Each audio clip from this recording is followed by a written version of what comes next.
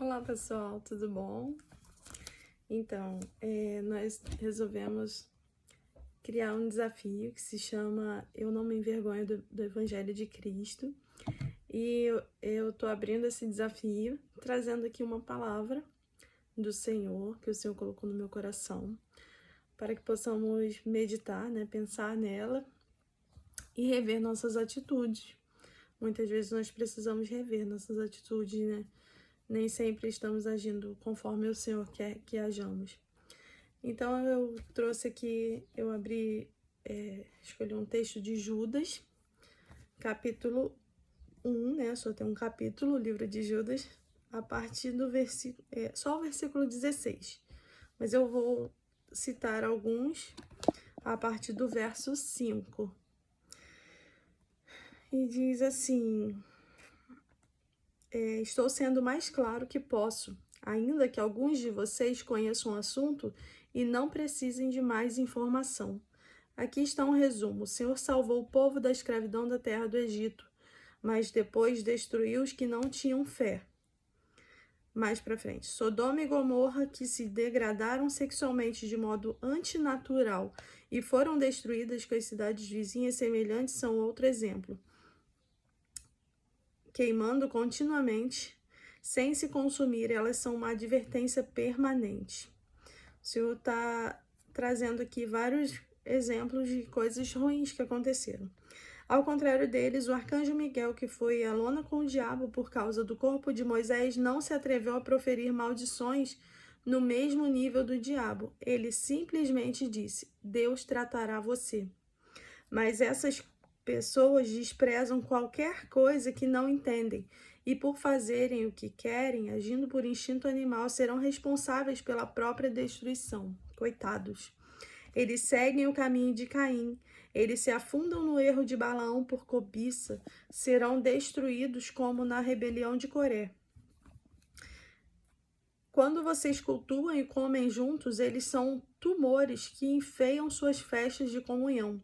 Eles vão denegrir a imagem de vocês, pois sem escrúpulos se embriagam e roubam tudo que estiver à vista. Eles são nuvens de fumaça empurradas pelo vento, árvores no outono que não têm nem folhas nem frutos, duplamente mortas, secas desde a raiz, ondas de um mar bravo que não deixam nada na praia, a não ser a espuma de sua vergonha. Estrelas perdidas no espaço sideral, a caminho de um buraco negro.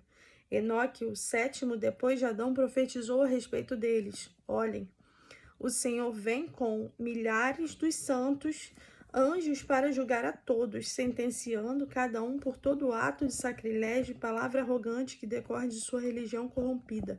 Eles são resmungões, murmuradores e incontroláveis. Gostam de contar vantagens, cheios de bajulação e interesse. Mas lembre-se, caros amigos, que os apóstolos do nosso Senhor Jesus Cristo nos avisaram que isso iria acontecer. Nos últimos dias haverá pessoas que não levarão nada a sério, tratarão tudo com desprezo e criarão uma religião para atender aos próprios caprichos e desejos. São esses os que dividem igrejas pensando apenas em si mesmos. São egoístas, sem nenhuma evidência do Espírito. Mas vocês, caros amigos, edifiquem-se cuidadosamente nessa fé santíssima, orando no Santo Espírito, permanecendo no centro do amor de Deus, mantendo os braços abertos, aguardando a misericórdia do nosso Senhor Jesus Cristo.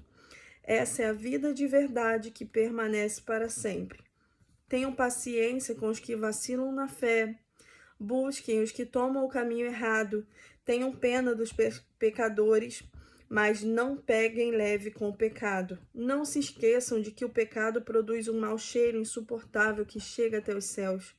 Aquele que é poderoso para protegê-los com sua presença gloriosa, ao nosso Deus, nosso único Salvador, por meio de Jesus Cristo, nosso Senhor, sejam a glória, a majestade, o poder e o domínio antes de todas as eras, agora e até o fim dos tempos. Amém. Essa palavra está em Judas, como eu disse, a partir do verso 5. E tem um textinho aqui na minha Bíblia que eu gostaria de ler também para falar também sobre esse assunto. Uma guerra espiritual está acontecendo, uma batalha total. Trata-se de uma batalha pela vida e contra a morte, pelo amor e contra o ódio, pela pureza e contra a perversão, pelo céu e contra o inferno. Não há território neutro nesta guerra. Cada centímetro quadrado do universo está em disputa. Judas levanta o véu que encobre essa guerra espiritual para que possamos ver que Deus está em uma batalha contínua e vigorosa contra as forças do mal. No calor da batalha, ele está salvando, resgatando, abençoando, cuidando, julgando, curando e iluminando. Desde salvar um povo da escravidão do Egito até julgar um povo nas cidades de Sodoma e Gomorra, disputar com o diabo e o corpo de Moisés, guardar você e a mim, para que permaneçamos firmes no centro do amor de Deus. Em tudo isso, Deus está lutando por nós e contra tudo que se levanta contra nós. Bom, eu gostaria de trazer hoje uma palavra sobre insatisfação. Parece que não tem muito a ver, mas tem sim, porque essas pessoas estavam descontentes com a sua sorte, com a sua vida. E no texto que eu estudei, diz que Deus nos deu uma vida de presente e a gente precisa aprender a amar essa vida que o Senhor nos deu para a gente valorizar com honra e temor ao Espírito Santo do Senhor. Infelizmente, hoje vemos muitas pessoas que detestam sua vida, pois estão vivendo aquém do que o Senhor sonhou para elas. Tais pessoas vivem insatisfeitas com seu estilo de vida, e o insatisfeito, por natureza, é invejoso. Ele vive com a sensação de que a grama do vizinho é mais verde do que a dele. Anda cobiçando o que é da outra pessoa e não tem gratidão no seu coração. E se você está se identificando com essa insatisfação, não se preocupe. Apesar disso, Jesus lhe faz um convite para a abundância dele. Abundância hoje. Precisamos ter uma mente renovada pelo Espírito Santo do Senhor. E uma mente renovada é uma mente de abundância. Nosso Mestre veio ao mundo trazer toda a satisfação. Ele é tudo. Nossa abundância, nosso universo, tudo o que precisamos e mais um pouco. Deixe de lado o hábito da insatisfação e seja grato. Minha mãe sempre diz, quanto mais você agradece, mais a graça desce. E é exatamente isso, quanto mais nós agradecemos, mais a graça do Senhor está sobre nós. Deus lhe deu o mesmo tempo que as outras pessoas para viver o dia e viver hoje.